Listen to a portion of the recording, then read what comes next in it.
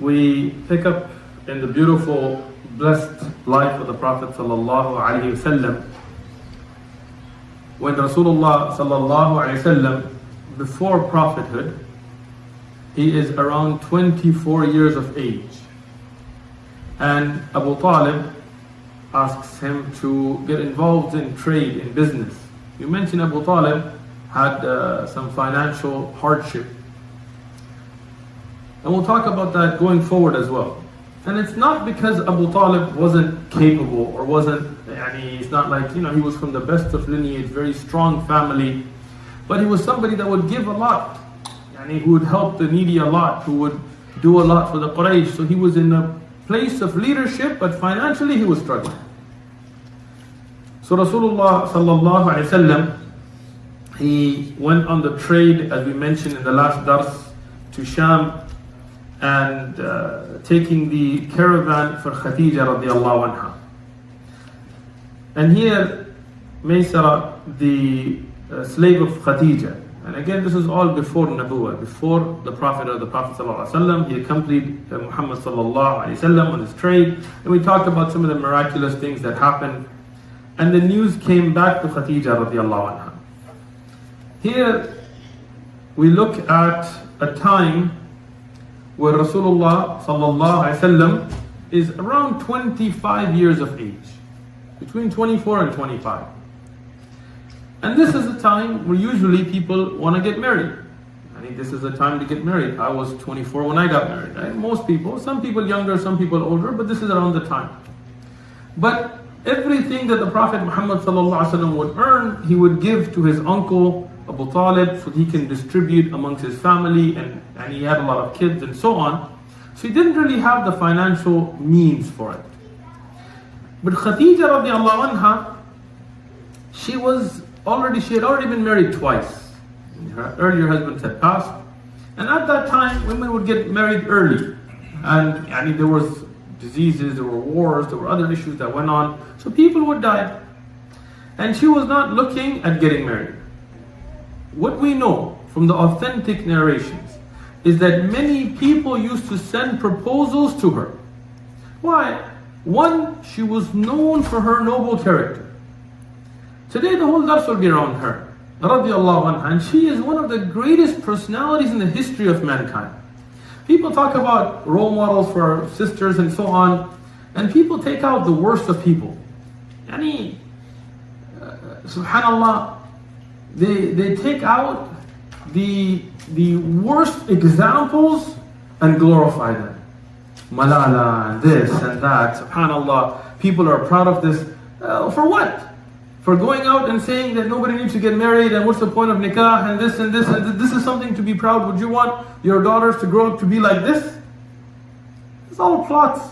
If you want to talk about somebody who did a lot for Islamic education and women and things like this, why not bring the women, and everybody has their own shortcomings, like Farhat Hashimi and other women who are out there starting institutes to teach our women about Islam in the light of Quran and Sunnah, and starting all this education women. Nobody wants to give her a Nobel Prize. It's only when you want to bring the foundation of Islam and attack it, such as the foundation of marriage and so on, that's when you get the Nobel Prizes, right? Why not talk about Aisha radiallahu anha and how many ahadith she memorized, and what a great faqihah she was, a scholarette in fiqh and hadith and tafsir. No, nobody wants to talk about that. They want to talk about kufr and make it glamorized. But Khadija radiallahu anha was, and we'll talk about the evidences from this, from the greatest human beings, and no doubt from the greatest women that ever existed in the history of mankind. From the best of them. Many people don't even know about her. What is her kunya? Many people don't know. al-Qasim. And she's also known as al-Mu'mineen because she was the wife of the Prophet ﷺ. Khadija bint Khuwaylid, ibn Asad, ibn Abdul Izza, ibn Qusay, ibn Kilab, al-Qurayshiyya, al-Asadiyya. This is her name. No doubt that she was from the most sought after women in Quraysh. She was rich. She had good lineage. She was honorable. She was honest. She was known for her beauty and her eloquence and her honesty. People knew. And many people from Quraysh, from the richest and the most powerful men of Quraysh, sent their proposals and she would turn them down. She was at this point not interested in getting married. But when she heard about the Prophet ﷺ, when she heard about his akhlaq, when she heard about what an amazing person he was from Seerah, her own trusted servant, slave, who traveled with him ﷺ, who saw the good mannerisms, who saw the honesty, she wanted to propose to the Prophet ﷺ. Now in this there are many ahkam, even though this is before Nabuwah, there are many ahkam we will take because they were confirmed by the Prophet ﷺ even after Nabuwah. But the first issue to talk about is the age of Aisha radhiyallahu anha. Now those of you that were here in the early durus when we did the Seerah the first time, don't answer. But for most people, when you ask how old was Khadija radhiyallahu anha, in most of the books of Seerah, in the most of the durus that we get, even like in the Rahiq of Mubarak Puri and so on, like people sometimes tell me, why don't you just teach from one book of Seerah? Like why do you collect from so many different books and spend all this time in looking at the narrations? That's not the way I teach. I want to make sure that we get the most comprehensive, the best to our weak abilities with the most authentic, because even in some of the very well-respected books of Seerah, there are weak narrations. So when we ask how old was Khadija radhiyallahu anha, what is the usual answer we get? 40. This is as if it's in the Quran, na'udhu billah, even though it's not, right? When I first taught Seerah and I presented a view different from this, even my own teachers were shocked. I called some of my teachers, they were like, you're off. But then when I gave them the references and they looked them up, they came back and they said, you're right. So the narration for her being 40 years of age come from the reports from Al-Waqidi. Al-Waqidi, he did not mention actually her age at the time of marriage, he talks about her age at the time of death. And he gives it to be 65 years of age. Tayyib. We know that the wahi began, as Ibn Hajar, Ibn Kathir and others have mentioned, 15 years after their marriage. So if the Prophet ﷺ was 25, how old would be at the time of beginning of wahi? 40.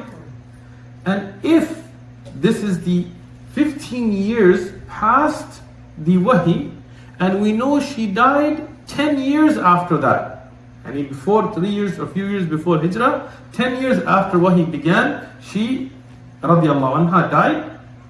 So Waqidi gives her to be 65 years of age at the time of death.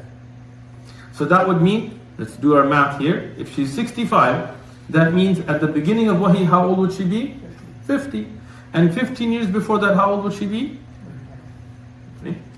Right? Depending on how we take. If we take her to be 65 at the age of death, then she would be 50 and you would get around to be 45 to 40 years of age and so on. Okay? So when we look at these calculations, we are looking at the death dates. Okay? If she's given to be 60 at the time of her death, this is Waqidi's report. These are all different reports that come, that Ibn Sa'ad mentions, right? If she's 60, then at Nabuwah she would be 50. And at the time of marriage she would be, come on guys, what do you guys have? 35. These are all different narrations that were given. So when we look at the narration of her being 65, that puts her now to be 40 years of age at marriage. The only report that we get for this is from Al-Waqidi. Waqidi is Muhammad ibn Amr ibn Al-Waqid Al-Aslami, and Imam Ahmad said about him, Kadhab, that he was a liar in hadith. Imam Muslim said about him, he's matruk fil hadith. Yahya ibn Ma'in said, laysa bishay. Every scholar you look at, the major scholars of Jarh wa Ta'deel, not only did they say he was weak, he was totally unacceptable.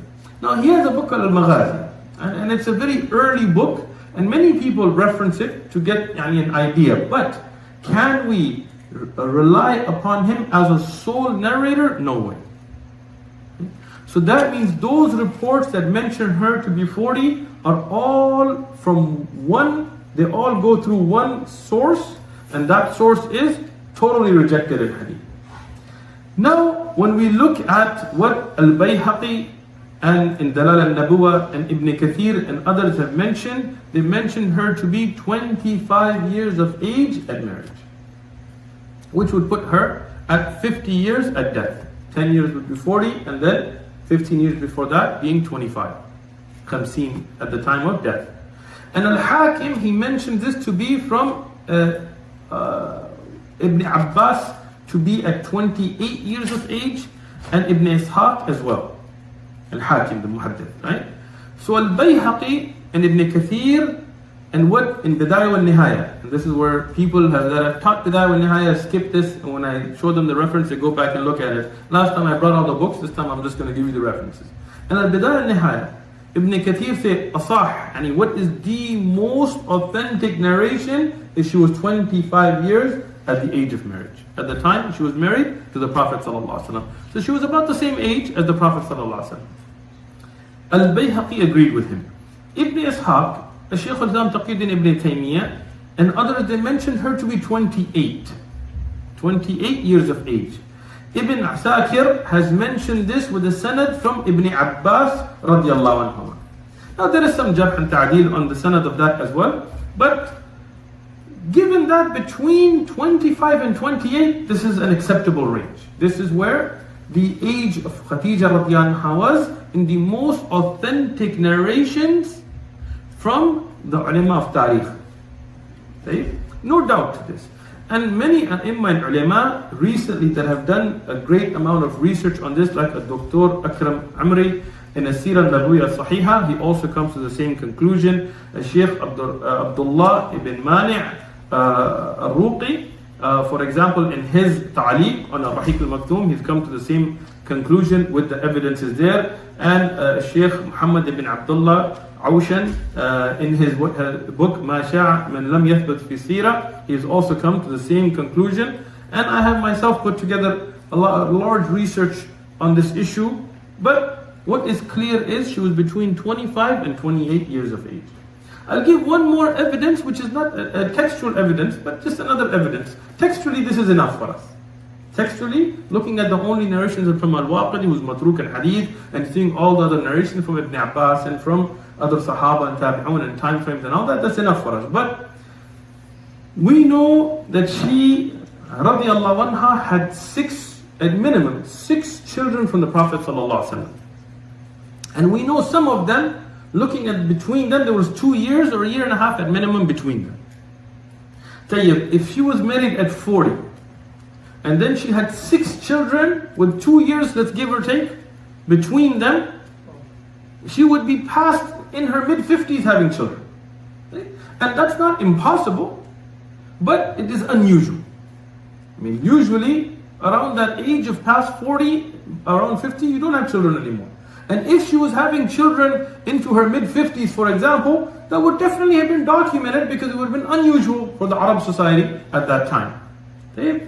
So these are additional evidences, but what we rely upon is no doubt the clear narrations that mention her death date, and calculating back from that, she was between 25 to 28 years of age when she got married. Khadija radiallahu anha, as Ibn Hisham mentions in his Seerah, كانت خديجة رضي الله عنها امرأة, and she was a woman who was حازمة. She was somebody who was strong-willed. And I'm putting, this is one of the earliest scholars of Tariq talking about her personality. Right? And that's very important because Allah subhanahu wa ta'ala chose certain people for certain situations. Sometimes when we look at how Allah blessed the Sahaba to be Sahaba, like Abu Bakr radiallahu anhu, and Umar radiallahu anhu, and Uthman, and Ali, and Hassan, and Hussein radiallahu anhum, we think, like, why not me? Or why not somebody else? Well, look at their sifat. Look at what they had brought into themselves and how they carried themselves and how they sacrificed. Then you know why Allah chose to give them that status. So Khadija radiallahu anha was a woman that she was strong-willed. And we will see this in the Seerah. When she stood behind the Prophet sallallahu alaihi wasallam and she backed the Prophet sallallahu alaihi wasallam, she didn't falter. Like imagine, she's wealthy, she's well respected, and her husband now claims to be a prophet, alayhi salatu salam.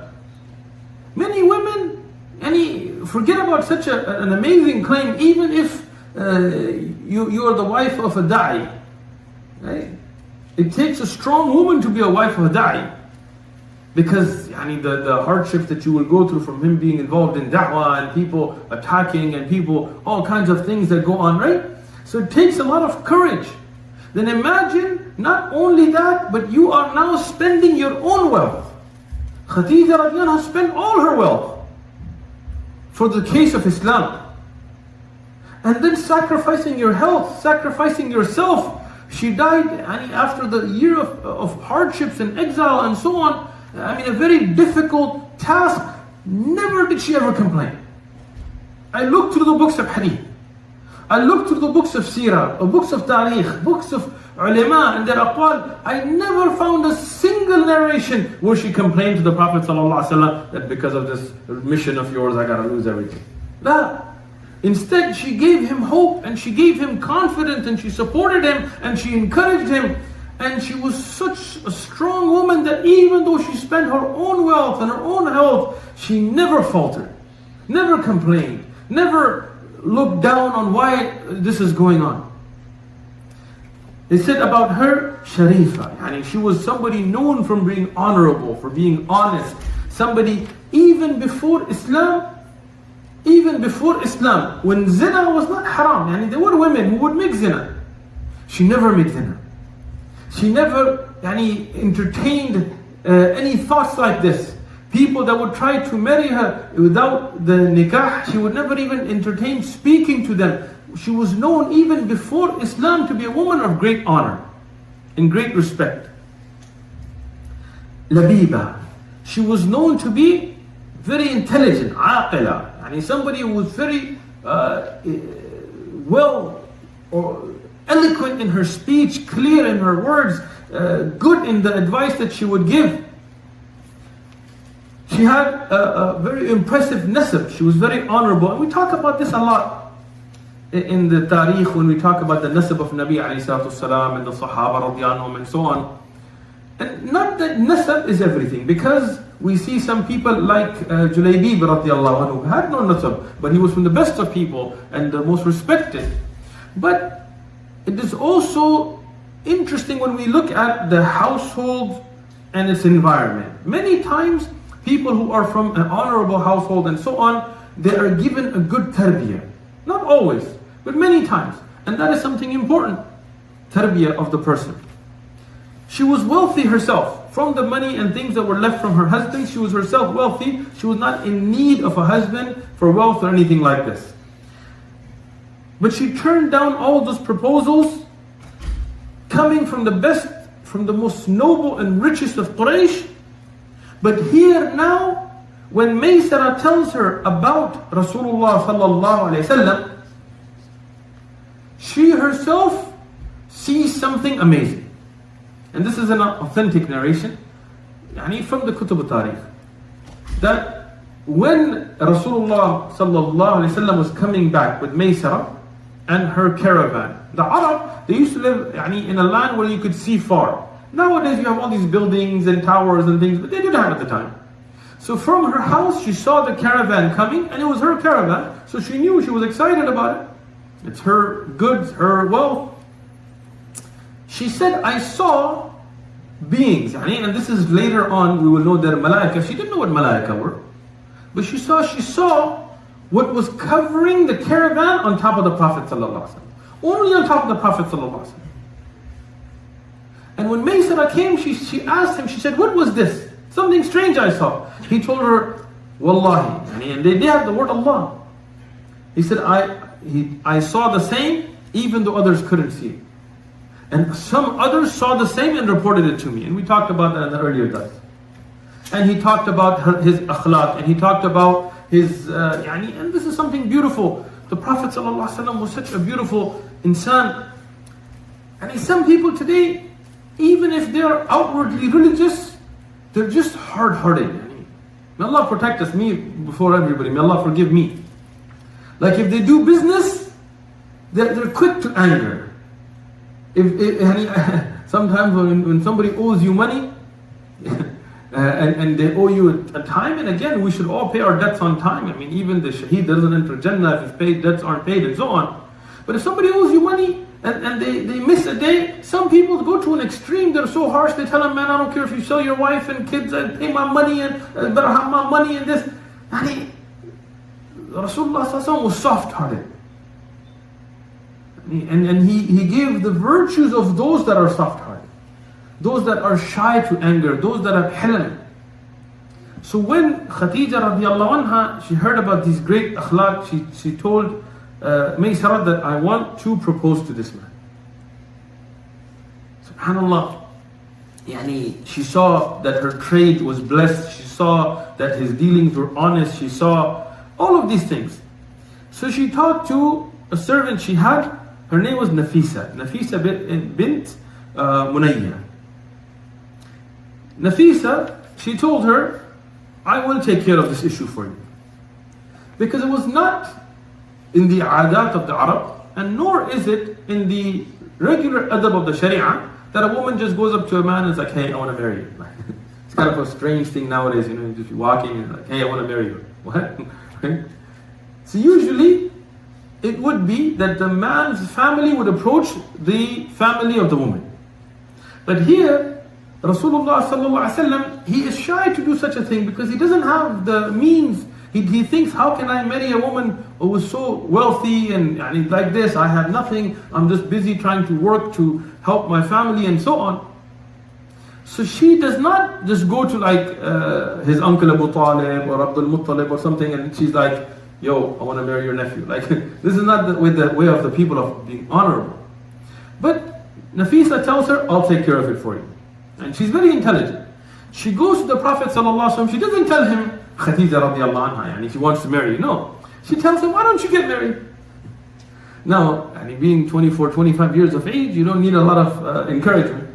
So she told him, why don't you get married? He ﷺ said, of course I'd love to get married, but how can I? I don't even have my own house, I don't have everything set, I'm still trying to help my family and so on. How can I get married? Nafisa tells him, ﷺ, what if I told you to marry the most noble of women, the most beautiful of women, the most eloquent of women, the most honest of women, the wealthy woman? He said, how would some woman like this marry me? He said, what about marrying Khadija? Rasulullah sallallahu alaihi wasallam said, would Khadija marry me? Now look at Nafisa, she knows Khadija radiallahu anha wants to marry him, right? But she doesn't tell him like that, she tells him, don't worry about it, I'll take care of it for you. Like she told Khadija radiallahu anha, I'll take care of it for you. So, now Rasulullah sallallahu alaihi wasallam, he goes and talks to his elders. And this is the way of marriage. Marriage is not like, alright, I'm just going to do it. Nowadays, it was a strange world we live in, Some brother will be walking, another brother will walk up to him and be like, yo, I want to marry your daughter.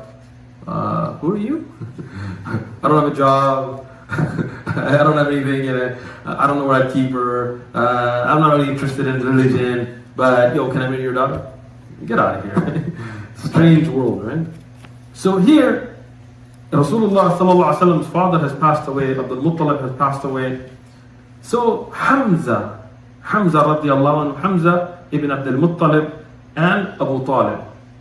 Hamza and Abu Talib, the uncles of Rasulullah sallallahu alaihi wasallam. Some of the kutub of Tariq also mention there is another uncle named Az-Zubair.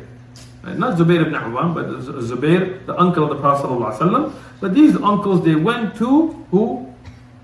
Who did they go to? Not to Khadija. Of course not. Nobody goes to the woman and is like, no, they went to her father, Khuwaylid. From the etiquettes, right? So elders, they went to elders. Khuwaylid ibn Asad, and they put the proposal forward, and Khadija radiallahu anha, obviously she wanted to marry the Prophet sallallahu alaihi wasallam, so they agreed. How did they do it? They put a mehr of 20 camels.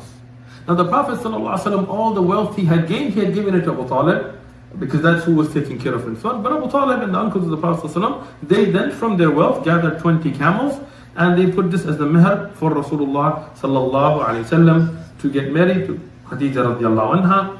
And Abu Talib, he gave the khutbah. And this is, we don't have the exact wording of that khutbah, but we know that the khutbah to nikah that Rasulullah sallallahu alaihi wasallam told us is from the sunnah.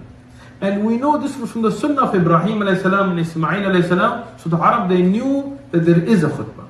And the khutbah should be given before the nikah. Sometimes nowadays, they do the nikah, everything is done, and then once it's already meher and I give and accept and everything, then they just say the khutbah on the side. No, this is like putting the horse before the cart kind of a thing. No, the khutbah is done first, and then the nikah process goes forward.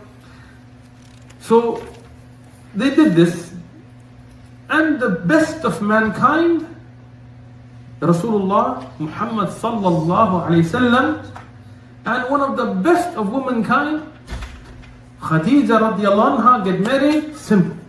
That's it. And when the nikah is done, they give some food, some sweets, and this is from the sunnah.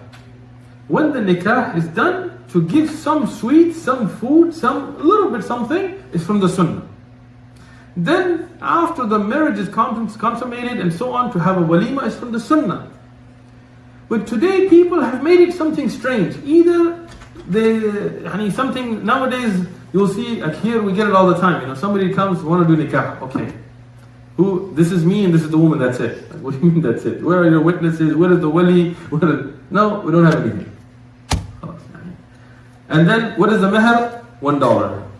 We get this all the time. $1. And nothing wrong with that. But if you have the ability, then why $1? I mean, if you don't have anything, that's different. But if you have $100, $10, and something to show you're serious, right?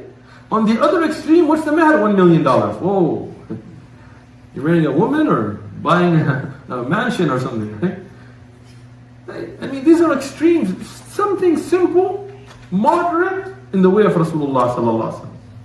And sometimes we get the nikah here, they don't even give like a piece of candy to anybody, right? 2-3 minutes, they're done, whatever, nikah, they're out. Right? And it's not from the sunnah. To give some sweets, then no walima. Many people, no walima, they skip it. This is from the sunnah. Right? On the other extreme now, sometimes, may Allah protect us, there are like 30, 40 parties. Not even exaggerating, at least 10 different parties, each one costing $10, $20, $60, $100,000. What are you doing?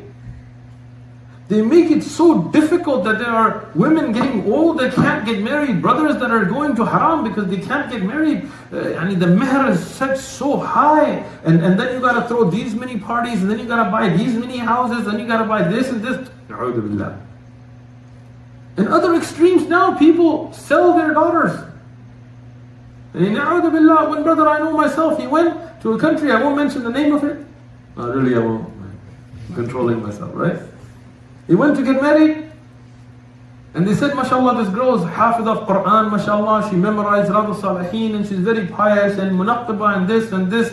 I was like, okay, I'm ready. He said, how much is it? $100,000.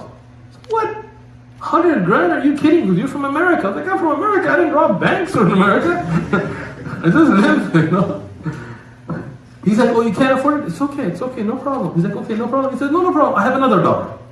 Not so religious, didn't memorize much Quran. What is that, car dealership? A'udhu billah.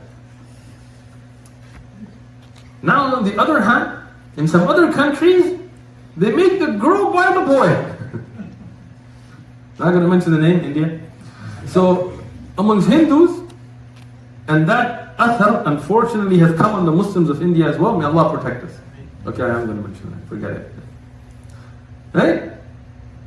This is insane. The Muslim, the way of the Muslim, the sunnah is the man gives meher to the girl.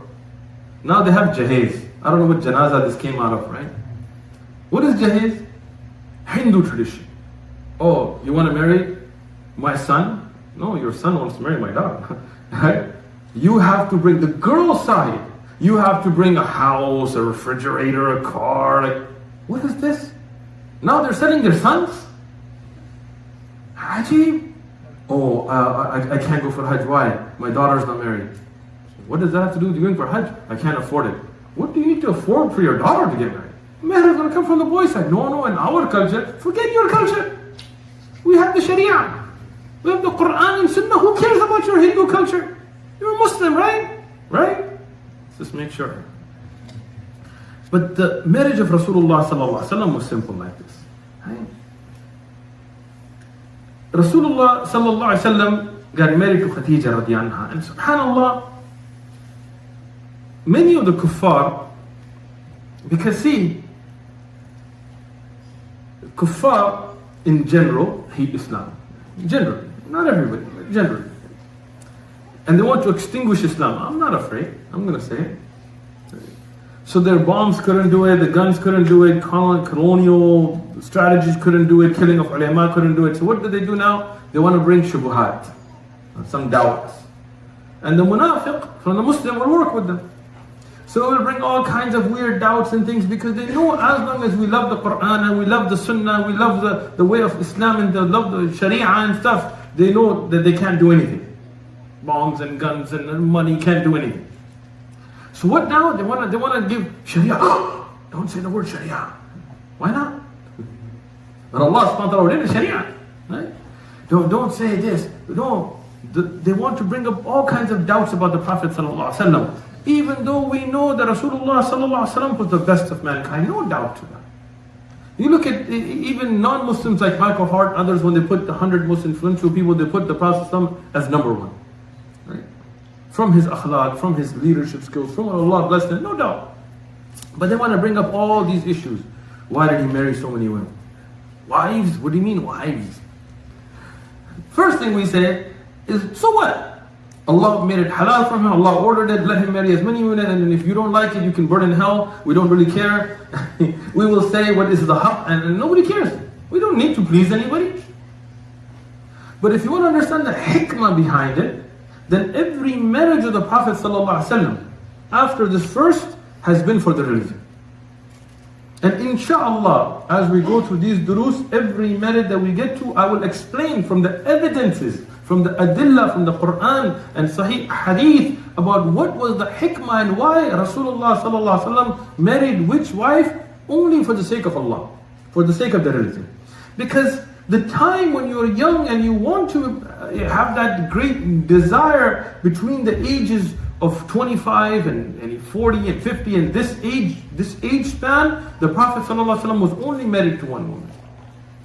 As long as Khadija radiallahu anha was alive, he ﷺ did not marry another woman. And this is a beautiful design. Yani Allah subhanahu wa ta'ala made Hawa and Adam alayhi salam. And Allah subhanahu wa ta'ala made Rasulullah sallallahu alaihi wasallam and Khadija radiallahu anha be married in such a beautiful example that when there is no need and that there is no issues, then this is the best model. One man, one wife, alhamdulillah, be happy. When there is a need, whether it's a physical need or some other need, then no, it's halal. Allah made halal. We have no objections to it. But this is a beautiful example. And when Rasulullah sallallahu alaihi wasallam married other women after the death of Khadija radiallahu anha, each marriage, you look at it, never for desires. I'll give you one example. Habiba. Habiba, yani her and her husband, they made hijrah to Abyssinia, to Habasha. Her husband became murtad. He left the religion. And he's given, now imagine you're a woman, you've left your people, you're in a strange land, and now your husband becomes murtad, and he's telling you to become murtad. Yani it's a very strong pressure. Now Rasulullah sallallahu alaihi wasallam is back in Mecca. He has no physical connection. He doesn't know her beauty or her lifestyle or anything like that. But here's about this woman. And what was her response? SubhanAllah, look at the iman of the sahabiyat. Wallahi, yani our men today should be ashamed looking at the women of the Sahaba. She was so strong in her iman. She said, I didn't just bring iman taqlidan, like I didn't just go with the people, but I brought iman looking at the evidences. I will never leave it. Now she's a woman by herself. No husband, no support, none of that. Rasulullah sallallahu alaihi wasallam, he sends a marriage proposal to her. Not because he desires to be with her. He's not even the same continent. And one is in Africa, the Arabian Peninsula is in Asia. Right? And who does he send it to? He sends it to Najashi. Najashi, the king. And he then, because there's no wali there, he is a person of authority, and we know he was a Muslim, even though it was a secret for a while. He is the wali for her then.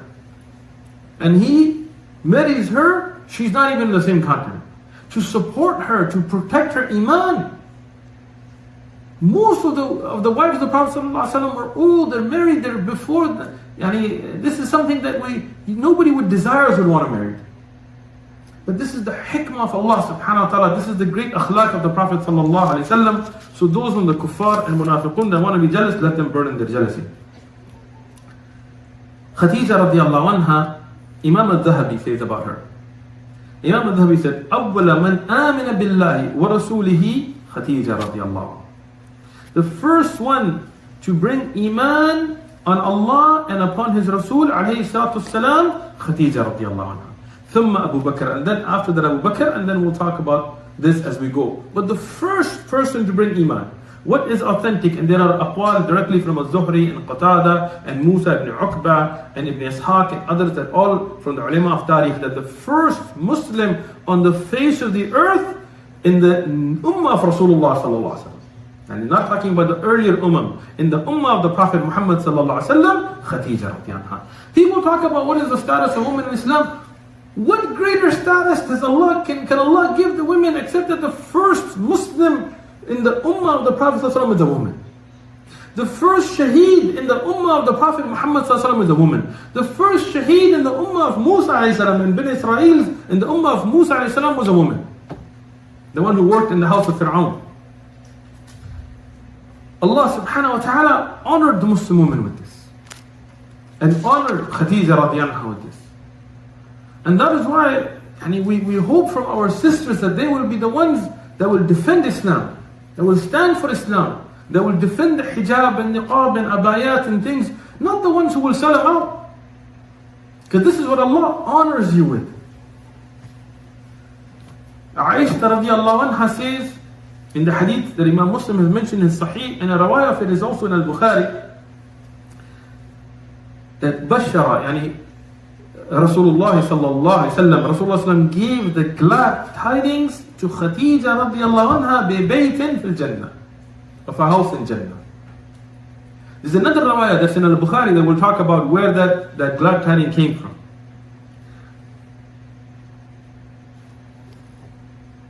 The hadith that is reported in Bukhari and Muslim, and I'm going to summarize here, where Jibreel alayhi salatu wasalam came to the Prophet sallallahu alayhi wasallam, and he said, فقرأ, and to recite عليها, يعني على خديجة رضي الله عنها السلام من ربها, that give the salam to Khadija from her Rabb wa minni, and from me. In Bukhari and Muslim, muttafaqun alayh. And in this riwayah also it continues and gives the glad tidings of al-bayt, a house in al-Jannah which has no noise and any kind of hardship or anything like that. A calm, beautiful place in Jannah for her. I looked through the books, I cannot find anybody else from the women of this ummah or before that Jibreel alayhi salam came specially to bring the salam directly, not just regularly salam alayha, but directly from Allah to her, except for Khadija radiallahu anha. That this saying salam from Allah, not that Allah's peace be upon her, no, but a direct message with Jibreel alayhi salam coming down and saying that Allah and me are saying salam alaykum to her. Look at the honor that Allah subhanahu wa ta'ala gave Khadija radiallahu anha. Rasulullah sallallahu alayhi wasallam in the riwayah in Sahih al-Bukhari, where he mentioned khairun nisa'iha, the best of the women of the ummah that have been sent, Maryam, the daughter of Imran. And here, some of the Christians have misunderstanding. Is that Imran from the time of Musa? There's different Imran, same name. How many Marys do you have in the Bible? Right? But Maryam, her father's name Imran. Maryam, the mother of Jesus, peace and blessings be upon them, of Isa ibn Maryam, from the best of the women ever. What a beautiful honor given to her. And then he says, and then also with her, atfan, Khadija radiallahu anha. That means not just from the ummah of Rasulullah sallallahu alayhi wasallam, but from all of mankind, in the history of mankind, from the best of women. There's another riwayah that Imam al-Tirmidhi has mentioned as Hasan Sahih, is authentic. That one mentions 4 women as the best of women who achieved perfection. Right? From them, Maryam, the mother of Isa, alayhim as-salam. From them, Khadija, the wife of Rasulullah sallallahu alayhi wasallam. From them, Fatima, the daughter of Rasulullah sallallahu alayhi wasallam. And from them, Asiya. Asiya, the wife of Fir'aun. Subhanallah. Look at the hikmah of Allah subhanahu wa ta'ala. From them is the mother of a prophet. From them is the wife of a prophet. From them is the daughter of a prophet. But from them is the wife of one of the worst people in the history of mankind. Fir'aun. Right? Hikmah of Allah. That yes, sometimes Allah will bless those who will raise their children to be pious, will have a great example in Maryam alayhi salam. From them Allah will bless those that will be the wives of ulama and tullab and du'at and mujahideen and so on, who will support their husbands, like Khadija radiallahu anha. From them will be the daughters of great scholars and great people who do sacrifice for the sake of the deen, and they will support their fathers and obey and be good daughters like Fatima radiallahu anha. But from them sometimes there will be a woman who will be put in a situation that will be the worst of situation. Her husband will be from the ta'ghut, from the worst of people, from al-dhullam, from the oppressors. But because of her iman, her husband's sins will not affect her. Her fathers, her sons, anybody else, she will be from the best of mankind. Beautiful examples that Allah subhanahu wa ta'ala has set for us in these women. Khadija radiallahu anha, Rasulullah sallallahu alayhi wa sallam used to mention her so much. This is from her fadail. That Aisha radiallahu anha said, كَأَنَّهَا, like as if she was the only woman to ever exist on earth. As if لَمْ يَكُنْ فِي الدُّنْيَا إِمْرَأَةً, there was never a woman on earth إِلَّا Khadija. And subhanAllah, look at the honor that Allah subhanahu wa ta'ala gave to Khadija radiallahu anha after she died. Rasulullah sallallahu alaihi wasallam would mention her so much. And he would say that she believed in me when nobody believed in me.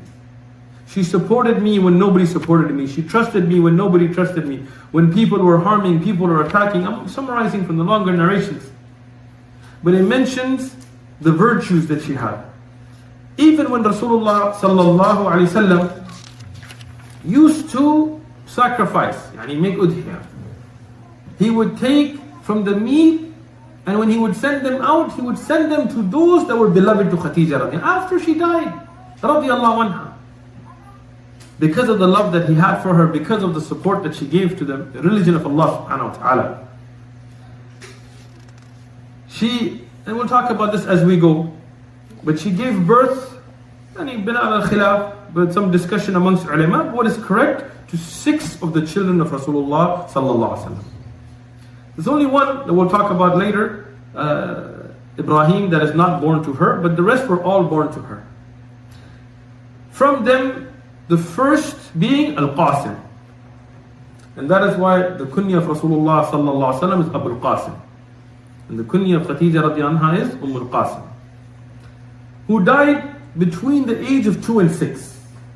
And this is from the hikmah of Allah subhanahu wa ta'ala. Imagine if the children of Rasulullah sallallahu alaihi wasallam, the male children of Rasulullah sallallahu alaihi wasallam had survived. And if you think the Shia and the Rafdah had ghulu' towards the children that came from Fatima radiallahu anha, imagine if they were from the sons of Rasulullah sallallahu alaihi wasallam. This is from the hikmah of Allah. So Qasim was the first, then Zainab radiallahu anha, then Ruqayya, then Fatima, then Al-Kulthum, and then Abdullah, who's also known as Tahir and Tayyib.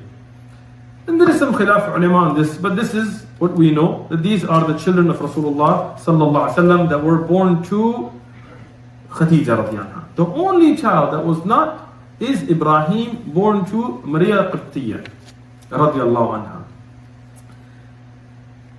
Here Rasulullah sallallahu alaihi wasallam is now married, and this is still before Nabuwah, and he and Khadija radiallahu anha are living a happy life. But now the Kaaba needs to be rebuilt. And inshallah, at the next dars, we'll talk about the rebuilding of the Kaaba and what happened in that. Jazakumullahu khairan.